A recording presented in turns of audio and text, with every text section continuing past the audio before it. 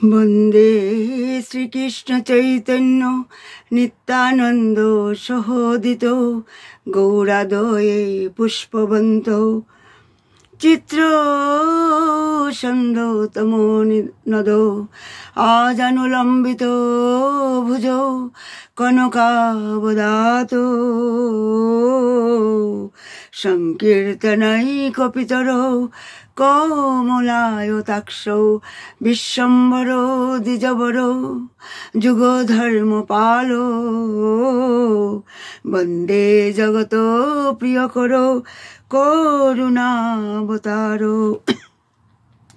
রাধাং রাসেশ্বরীং রম্যাং গোবিন্দমোহিনীং পৌরাং বৃষভানুসুতাং দেবী নমামি শ্রীহরি প্রিয়াং মহাভাবস্বরূপা ত্বং কৃষ্ণ প্রিয়া বরীয়সী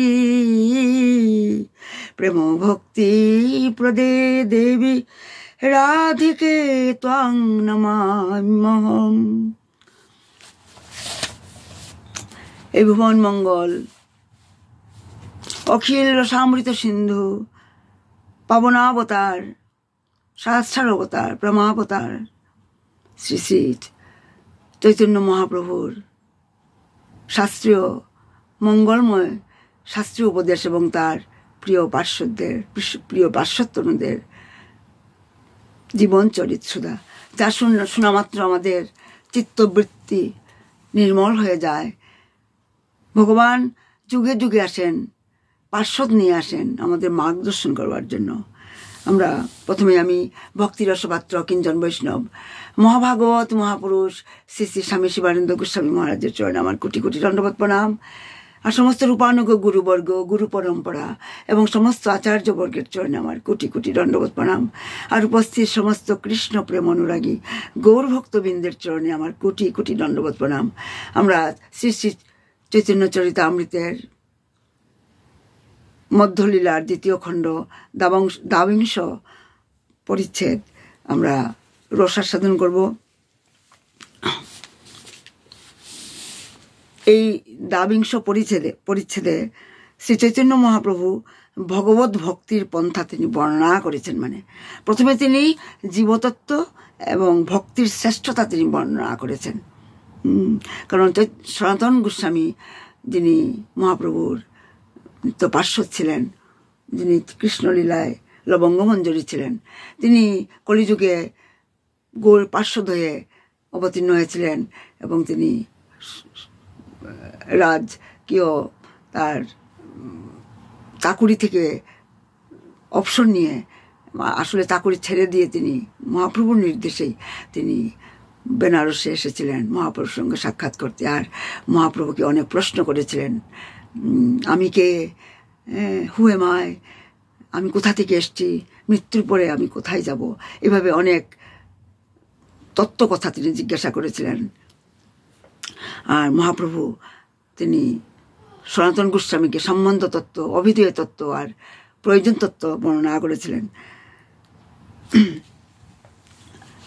মহাপ্রভু তিনি জ্ঞান কর্ম যুগ আদির অকর্মণ্যতা এবং সর্বজীবের ভক্তি বিষয়ক মানে ভক্তি সম্বন্ধে এবং জ্ঞানীদের মুক্তা অভিমান যে বৃথা তাও তিনি সনাতন গোস্বামীকে বর্ণনা করেছিলেন। ভক্তি মুক্তি সিদ্ধি কাম পরিত্যাগ করে শুদ্ধ ভক্তি যুগে অভীষ্ট লাভ হয় এবং সমস্ত প্রয়োজন সিদ্ধ হয়, মহাপ্রভু সনাতন গোস্বামীকে বলেছিলেন। যদিও কোনো ব্যক্তির ভজনকালে ভজনের সময় যদি সেই সমস্ত কাম মানে অজ্ঞতাবশত যদি আবির্ভূত হয়, ভগবান কিন্তু তা দূর করে তাকে শুদ্ধ ভক্তি দান করেন। মহৎ কৃপা ব্যতীত মানে ভক্তির উদয় হয় না। এই জন্য সাধুসঙ্গ অবশ্যই কর্তব্য। মানে আর শ্রদ্ধাই হচ্ছে অন্যান্য মানে শ্রদ্ধা মানে ফেথ, মানে শ্রদ্ধাই হচ্ছে অনন্য ভক্তির অধিকার দেয় মানে। তাই ভক্তির অনেক স্টেজ আছে মানে, যেমন শ্রদ্ধা, সাধুসঙ্গ, ভজনক্রিয়া, অনর্থ নিবৃত্তি, রুচি, নিষ্ঠা, আসক্তি, তারপর ভাব, তারপরে প্রেম, লাস্টে হচ্ছে প্রেম, আর প্রথমেই হচ্ছে শ্রদ্ধা মানে। মহাপ্রভু এই জন্য সনাতন গোস্বামীকেই জীবতত্ত্ব সম্বন্ধে এবং ভক্তি তত্ত্বরসের কথা তিনি বর্ণনা করছেন মানে। শ্রীকৃষ্ণ ভগবান এতই কৃপালু যে তিনি অর্জুনকে তিনি লক্ষ্য করে উপদেশ দিয়ে সারা জগৎকে তিনি রক্ষা করেছিলেন। অর্জুনের উপদেশের মাধ্যমে জীবের মঙ্গলের জন্য সমস্ত জগৎকে তিনি ভগবান শ্রীকৃষ্ণ রক্ষা করেছিলেন এই উপদেশের মাধ্যমে। তিনি বলেছিলেন, সর্বগুজ্জতমং ভূয় শৃণু মে পরমং বচ ইষ্টসি মে দৃঢ়মৃতি ততো বক্ষ্যামি তয়ে হিতম মন্মনা ভব মদ্ভক্ত মজ্জাজি মাং নমস্কুরু মম বৈশিষ্য সত্যং মে প্রতীক জানে প্রিয় হসি মে। যেহেতু কৃষ্ণ বললেন অর্জুনকে, যেহেতু তুমি আমার সবচেয়ে মানে প্রিয় সখা মানে অত্যন্ত প্রিয় সখা, তাই আমি তোমার মঙ্গলের জন্য সর্বগুচ্ছতম এই শাস্ত্রীয় উপদেশ, সর্বশ্রেষ্ঠ আমি উপদেশ দিচ্ছি।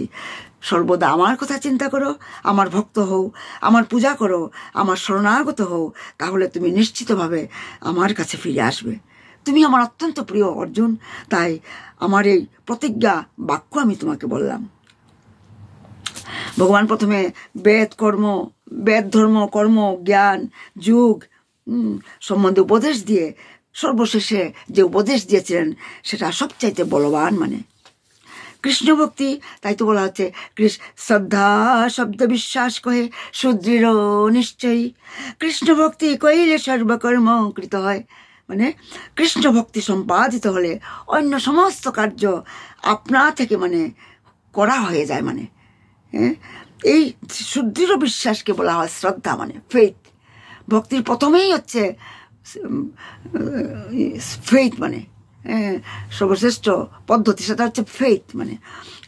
তাই তো সুদৃঢ় নিশ্চয়াত্মক বিশ্বাসকে শ্রদ্ধা বলা হয় মানে। কৃষ্ণের সেবা করলে কি হয়, জড়জগতের সমস্ত কর্তব্য সম্পাদিত হয়ে যায়। তখন আর পৃথকভাবে আমাদের যে এই পিতৃপুরুষের প্রতি, অন্যান্য জীবদের প্রতি, দেবতাদের প্রতি আমরা 5টা ঋণের ঋণী, কিন্তু মাতৃঋণ, পিতৃঋণ, দেবঋণ, ঋষি ঋণ, ভূমি ঋণ। আমরা এইসব মানে ঋণ থেকে আমরা ঋণ শোধ করা ইত্যাদি কর্তব্য অনুষ্ঠানের আর দরকার হয় না, আবশ্যক হয় না।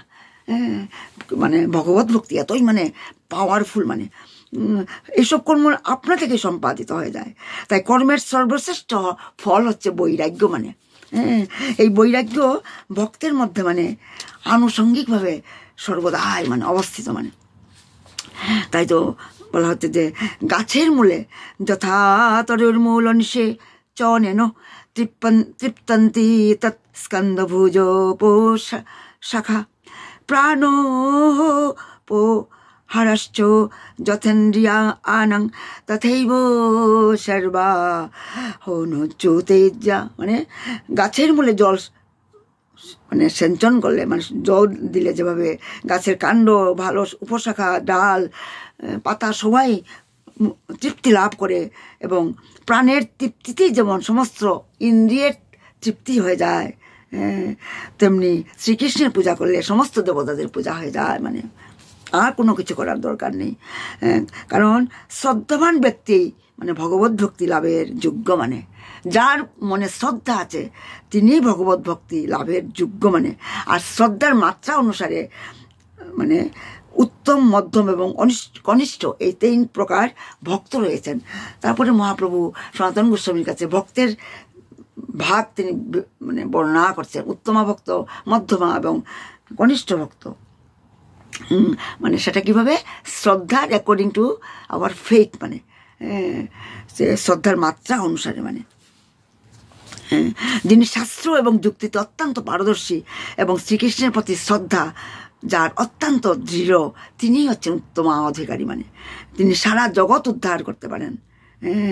আর যিনি ভক্তি শাস্ত্রে দক্ষ এবং তত্ত্ব সিদ্ধান্ত নিরূপণে মানে দৃঢ় মানে যুক্তিপটু মানে এইরকম গম্ভীর শ্রদ্ধাবান ব্যক্তি উত্তম অধিকারী মানে।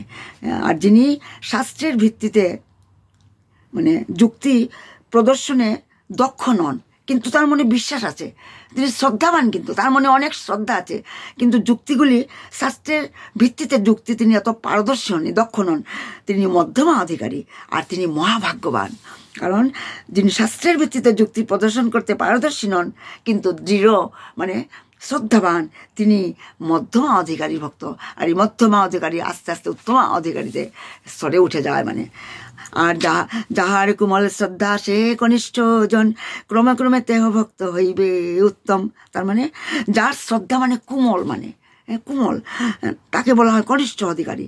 নরচর মানে এখনো শ্রদ্ধাটা ঠিকভাবে স্থিত হয়নি, কিন্তু ভগবত ভক্তির পন্থা অনুসরণ করার ফলে তিনি ধীরে ধীরে উত্তম অধিকারী ভক্তে পরিণত হন।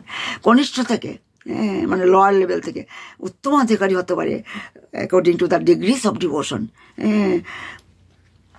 তাই মহাপ্রভু আবার সনাতন গোস্বামীকে তিনি বললেন যে রতি প্রেম তারতম্যে ভক্ত তরতম, একাদশ স্কন্ধে তার করিয়াছে লক্ষণ। বললেন যে রতি এবং প্রেমের তারতম্য অনুসারে ভক্তের তারতম্য নির্ধারণ করা হয়েছে। যেভাবে আমরা এইমাত্র বললাম, যিনি শাস্ত্র এবং যুক্তিতে দৃঢ় শ্রদ্ধাবান তিনি উত্তম অধিকারী, আর যিনি দৃঢ় স্বাস্থ্য যুক্তি জানেন না অথচ শ্রদ্ধাবান তিনি হচ্ছেন মধ্যম অধিকারী। আর যার দৃঢ় শ্রদ্ধা এখনো হয়নি মানে এখনো তার ফেথ মানে ম্যাচিউর হয়নি মানে তিনি হচ্ছেন কনিষ্ঠ অধিকারী ভক্ত। কনিষ্ঠ অধিকারী। এবারে তাই আমরা দেখছি ভক্ততর ভক্ততম, ভক্ততর মানে সুপারলেটিভ মানে কম্পারেটিভ সুপারলেটিভ। উত্তমা ভক্ত হচ্ছে ভক্ততম মানে কনিষ্ঠ ভক্ত হচ্ছে ভক্ত, আর মধ্যমা হচ্ছে ভক্ততর, আর উত্তমা ভক্ত হচ্ছে ভক্ততম মানে। এইভাবে ভক্তকে রতি এবং প্রেমের তারতম্য অনুসারে ভক্তিকে তিনটি ভাগে ভাগ করা যায়। তাই বলা আছে যে সর্বভূতেষু পশ্যদে ভগবদ ভাবমাত্মনা ভূতানি ভগবত্যাত্ম নেব ভাগবতোত্তম মানে যিনি ভাগবত উত্তম, যিনি ভাগবতোত্তম, যিনি সর্বভূতে আত্মস্বরূপ ভগবান শ্রীকৃষ্ণকে দেখেন মানে তার মানে তিনি সর্বভূত মানে সব জীবের মধ্যে, পশু থেকে আরম্ভ করে পিপিলিকা থেকে আরম্ভ সবার মধ্যে যিনি ভগবানকে দর্শন করেন, নারায়ণকেই দেখেন, শ্রীকৃষ্ণকেই দেখেন, এবং আত্মারূপ শ্রীকৃষ্ণে সমস্ত জীবকে দেখেন, তিনি হচ্ছেন ভাগবত উত্তম মানে। তারপর বলছেন ঈশ্বরে তদধীনেষু বালিশেষু দিদৎসু চ প্রেম মৈত্রী কৃপোপেক্ষা য করোতি স মধ্যমা।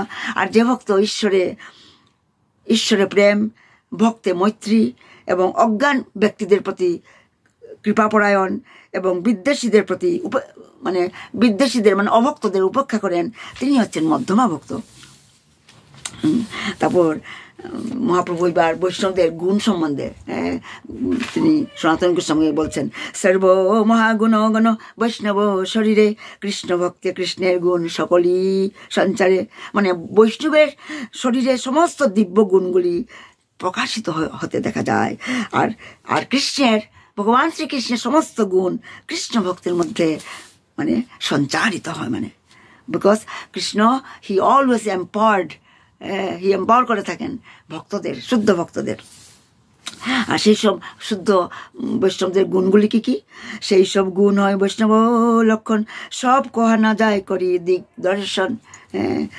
তাই বলছেন কৃপালু অকৃত দ্রুহ সত্য সার সম নির্দেশ বোধান্য মৃদু সূচি অকিঞ্চন সর্বোপকারক শান্ত কৃষ্ণৈক শরণ অকাম অনিহ স্থির বিজিত সরগুণ মিত ভূক অপ্রমত্ত মানব অমানি গম্ভীর করুণা মৈত্র কবি দক্ষ মৌনি।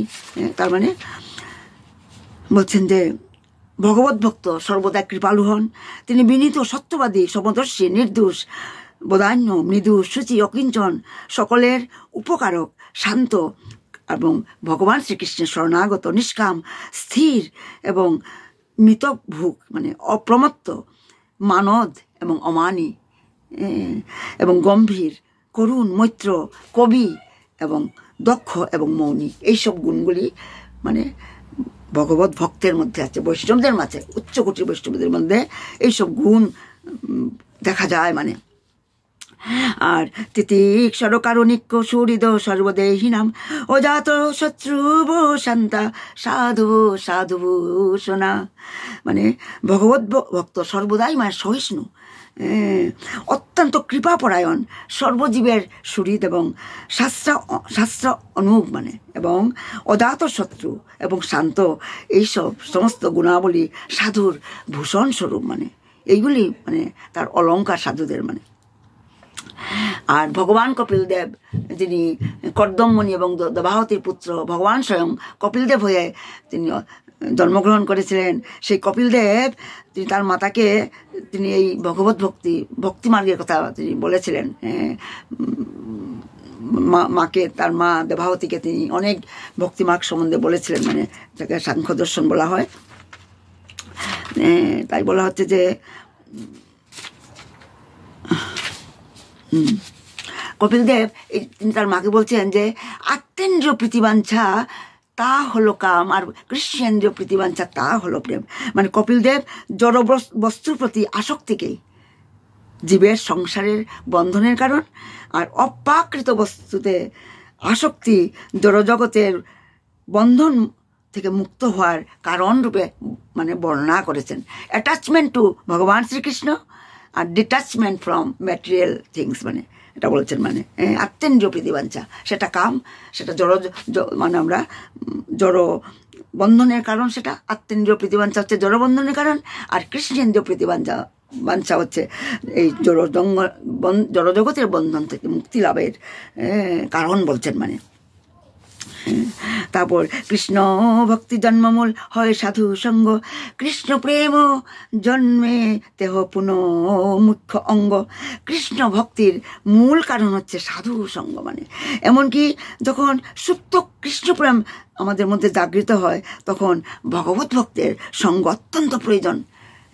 এখানে অনেক অনেক উদাহরণ আছে, আমরা আগে অনেক আমরা এগুলি রসাস্বাদন করেছি। শুদ্ধ ভক্তের সংস্পর্শে একটা অভক্ত, একটা ম্লেচ্ছ কিভাবে উচ্চ কুটির ভক্ততে পরিণত হয়, কৃষ্ণ ভক্তি লাভ করে। যেভাবে হরিদাস ঠাকুর, নমাচার্য হরিদাস ঠাকুর, যাকে 22 বাজারে ব্যত্যাঘাত করা হয়েছিল, যাকে নবাব হোসেন শাহ তাকে তার নামের কলঙ্কিত করার জন্য লক্ষ্য হীরাবাইকে পাঠিয়েছিলেন, কিন্তু সেই লক্ষ্য হীরাবাই তিনি হরিদাস ঠাকুরের সংস্পর্শে এসে, সাধুসঙ্গের সংস্পর্শে এসে সেই লক্ষ্য হীরাবাই একটা মহান বৈষ্ণবীতে পরিণত হয়েছিলেন, শুদ্ধ কৃষ্ণ ভক্তি লাভ করেছিলেন। তাই তো বলা সাধুসঙ্গ সর্বশাস্ত্রে কয় লবমাত্র সাধুসঙ্গ সর্বসিদ্ধি হয়।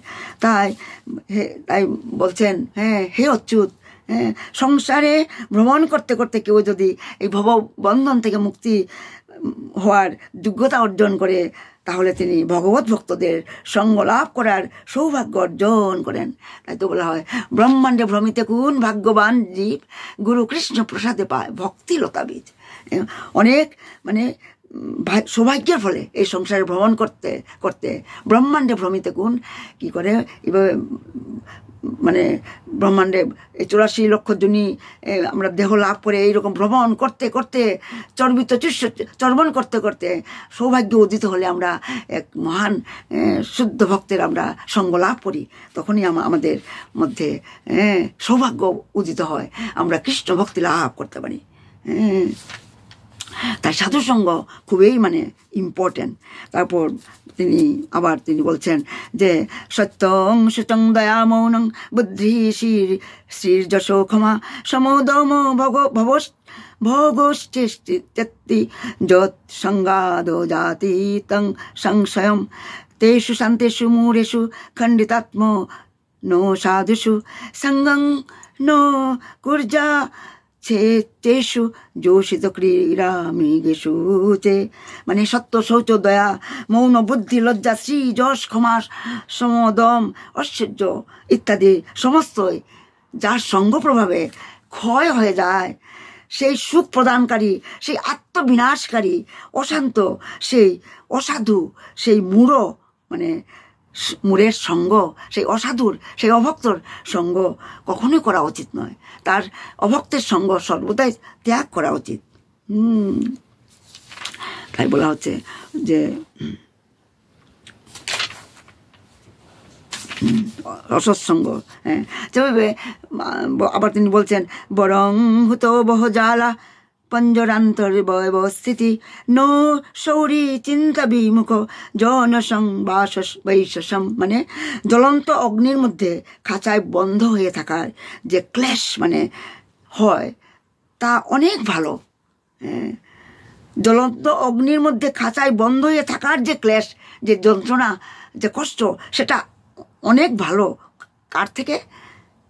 যে কৃষ্ণ চিন্তা বহির্মুখ মানুষের সঙ্গ লাভ করা, তার থেকে শ্রেয় এই জ্বলন্ত অগ্নির মধ্যে খাঁচায় বন্ধ হয়ে থাকাও শ্রেয় অভক্তের মানে কৃষ্ণ চিন্তা বহির্মুখ অভক্তের সঙ্গ করার চেয়ে। সেটা তিনি বলছেন। মানে এই শ্লোকটা যে বরং এইমাত্র যেটা বললাম সেটা মানে এই শ্লোকটা কাত্যায়ন সংহিতা থেকে এটা নেওয়া হয়েছে। তাই আমরা দেখছি এই চৈতন্য চরিতামৃত হচ্ছে একটা অমৃতের খণ্ড। এখানে কত কত শাস্ত্র থেকে যে শ্লোক এখানে মানে উল্লেখ করা হয়েছে। স্কন্দ পুরাণ, পদ্ম পুরাণ, ব্রহ্ম বৈবর্ত পুরাণ, তারপরে এই কাত্যায়ন সাহিত্য, শ্রীমদ্ ভাগবতম, বিভিন্ন শাস্ত্র থেকে এখানে শ্লোক এখানে নেওয়া হয়েছে। মানে তাই ভগবান কৃষ্ণকে কি বলেছে, ভগবান শ্রীকৃষ্ণ অর্জুনকে কি বলেছিলেন যে এইসব ছেড়ে মানে এত সব ছাড়িয়া আর বর্ণাশ্রম ধর্ম অকিঞ্চন হইয়া লয় শ্রীকৃষ্ণের শরণ। সব ত্যাগ করে তুমি কৃষ্ণের শরণাগতি নাও। সর্বধর্মান পরিত্যজ্য মামেকং শরণং ব্রজ অহং তং সর্ব পাপিভ্য মুক্ষয়িষ্যামি মা শুচ। মানে তাই বলছে শ্রীকৃষ্ণ হচ্ছেন ভক্তবৎসল। তিনি কৃতজ্ঞ মানে সমর্থ বদান্য। তিনি এমন কৃষ্ণকে ছেড়ে পণ্ডিতেরা অন্য কারোর ভজনা করেন না। তারা যারা বুদ্ধিমান, তাই তো বলা হয় যেজন কৃষ্ণ ভজে সে বড় চতুর। শ্রীকৃষ্ণ তার ভক্তদের প্রতি অত্যন্ত কৃপা পরায়ণ, তাই তার নাম ভক্তবৎসল। তিনি অত্যন্ত মানে কৃতজ্ঞ মানে, এবং তার প্রতি ভক্তের সেবার কথা তিনি কখনো ভুলে যান না। তিনি অত্যন্ত উদার। মানে তাই তো বলা হয়, তাই শ্রীকৃষ্ণের শ্রী পাদপদ্মের আশ্রয় ছেড়ে দেবদেবীদের শরণ গ্রহণ করার কী প্রয়োজন?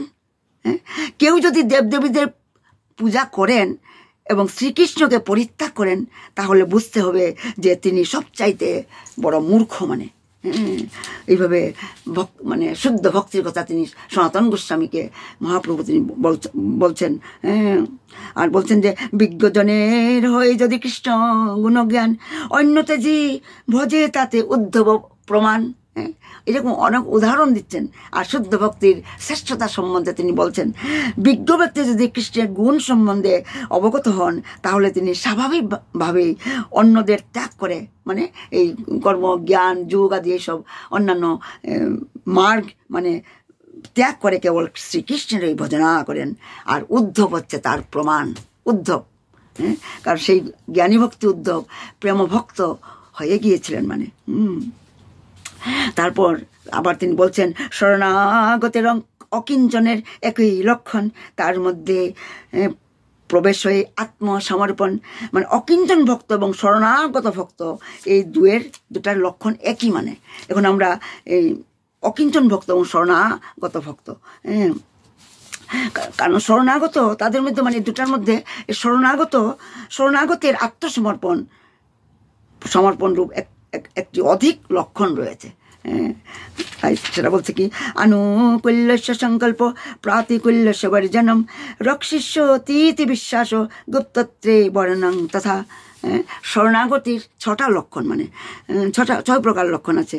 কৃষ্ণ ভক্তির অনুকূল তা গ্রহণ করা এবং কৃষ্ণ ভক্তির প্রতিকূল বিষয় বর্জন করা, আর কৃষ্ণ সবসময় রক্ষা করবেন এই বিশ্বাস থাকা, আর শ্রীকৃষ্ণকে প্রভু রূপে গ্রহণ করা, সর্বতভাবে শরণাগত হওয়া এবং দৈন্যভাব মানে। তাই শরণাগতির আমরা 6টা লক্ষণ। 1 নম্বর কি, কৃষ্ণ ভক্তির যা অনুকূল তাই কেবল গ্রহণ করা, মানে সংকল্প, তাই মানে সেটা সংকল্প করা মানে। আর 2 নম্বর হচ্ছে শ্রীকৃষ্ণ ভক্তির যা প্রতিকূল তা বর্জন করা, একেই বলা হয় বৈরাগ্য মানে। আর 3 নম্বর হচ্ছে কি, কৃষ্ণ ব্যতীত আর কোনো রক্ষাকর্তা নেই, এই বিশ্বাস, এই ফেইথ থাকতে হবে যে প্রকৃতপক্ষে কৃষ্ণ ছাড়া কেউ রক্ষা করতে পারেন না। সেই সম্বন্ধে দৃঢ় নিশ্চয় হওয়ার নামেই হচ্ছে বিশ্বাস, মানে এটাই হচ্ছে বিশ্বাস। ভক্ত সর্বদাই শ্রীকৃষ্ণের সেবায় যুক্ত থাকতে চান। এইভাবে শ্রীকৃষ্ণ সর্বদাই মানে ভক্তবৎসল এবং তিনি তার ভক্তদের সবসময় রক্ষা করেন। আর 4 নম্বর হচ্ছে ভক্তের উচিত সর্বদা শ্রীকৃষ্ণকে মানে গুপ্তা বা পালয়িতা বলে মনে করা, মানে তার মানে কি, মানে ভক্তের কখনো মনে করা উচিত নয় যে দেবদেবীরা তাকে পালন করবেন। শ্রীকৃষ্ণকে একমাত্র পালনকর্তা জেনে কেবলমাত্র তার উপর নির্ভর করা, এটা হচ্ছে শরণাগতির লক্ষণ। 4 নম্বর লক্ষণ, ভক্তের পক্ষে সুদৃঢ় মানে বিশ্বাস সহকারে এটি জানা কর্তব্য যে এই ত্রিলোকে কৃষ্ণ ছাড়া আর কোনো পালনকর্তা নেই।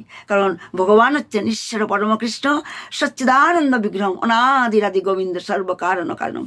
তিনিই তো সচ্চিদানন্দ বিগ্রহ, তিনিই তো হচ্ছেন গোবিন্দ আদি পুরুষম, গোবিন্দম আদি পুরুষম, যেটা ব্রহ্মসংগীতায় তিনি প্রথম শ্লোকটাই এটা, গোবিন্দম আদি পুরুষম ঈশ্বর পরমকৃষ্ণ সচ্চিদানন্দ, তিনি হচ্ছেন সচ্চিদানন্দ বিগ্রহ।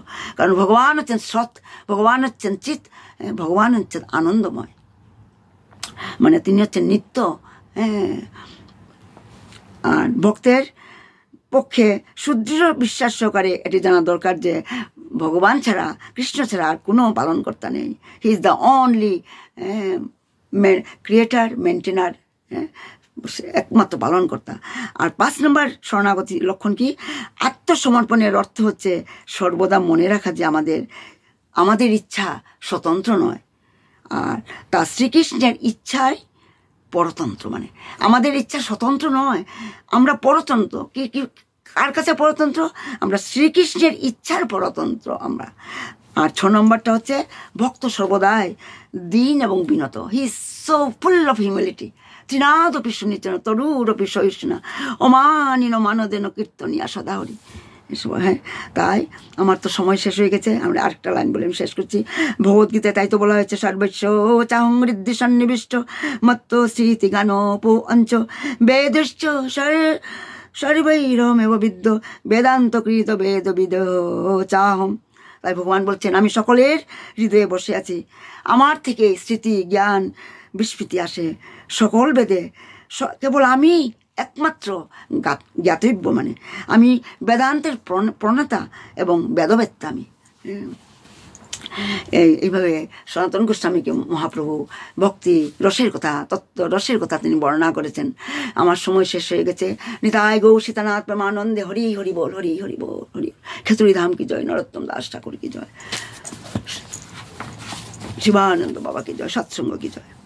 শয়নে গৌর স্বপনে গৌর, গৌর নয়ন তারা, আরে জীবনে গৌর মরণে গৌর, গৌর গোলার হারা, মনের সাধেতে সেরূপ চাঁদের নয়নে নয়নে থব, আরে গৌর বিহনে না বাঁচি পরাণে গৌর করেছি সার।